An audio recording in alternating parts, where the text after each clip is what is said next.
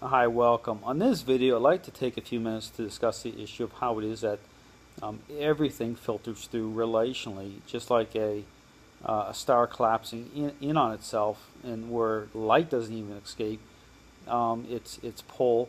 It's the same thing relationally when it comes to how a dog's decision-making process is governed and influenced, and what that represents with how dogs connect with people and other dogs as pack animals.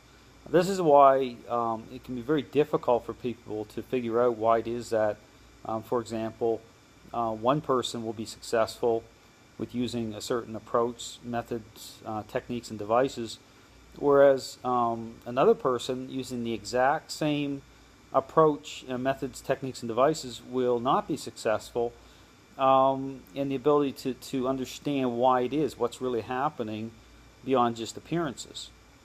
And this is where the focus really needs to come on to the personality type of that individual to get your answer. And an example to really be able to see what I'm talking about is when you look at the police canine profession, that group of individuals who, because of how they think within that profession, they have more of a command presence.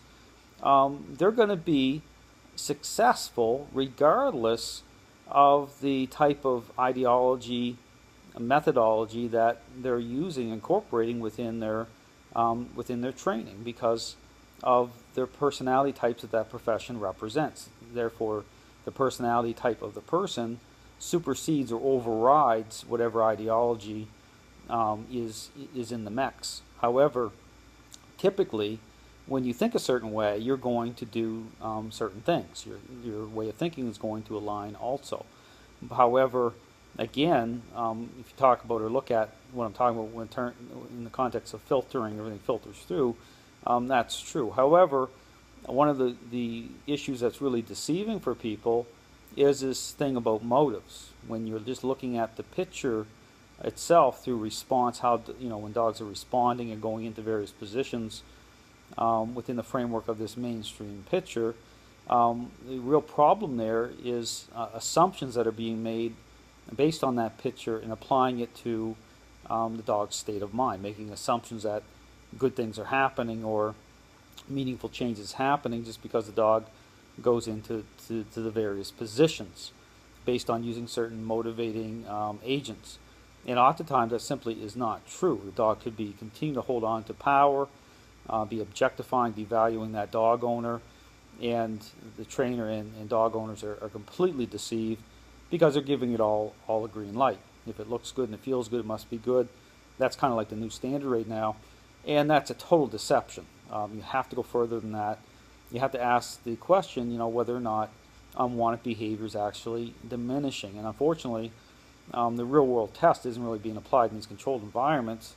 What's happening is the dog owners are investing time and money and energy into this mainstream, picture, and then only to find out once they go home is that nothing's really changed. They're still dealing with the same unwanted behavior issues and problems. But anyway, just to understand that everything filters through relationally. Everything, nothing escapes it.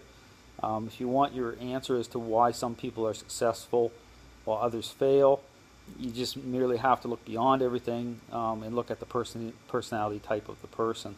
I can guarantee you, if the person's successful, even with these high-dry dogs, you're going to find a very confident, leadership-oriented person, behind everything.